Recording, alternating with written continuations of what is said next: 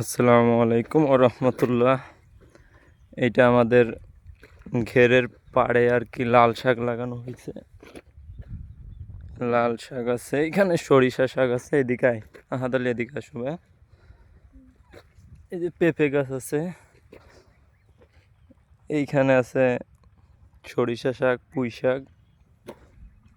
সামনের দিক যাচ্ছি আমরা। এই পাশে আবার এই যে ভেন্ডি গাছও আছে কিছু।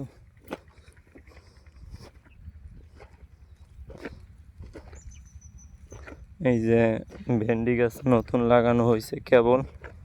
এই যে এইটা এইটা এখনো বড় হয়ে পারিনি, কিছুদিন হয়েছে এটা লাগানো হয়েছে।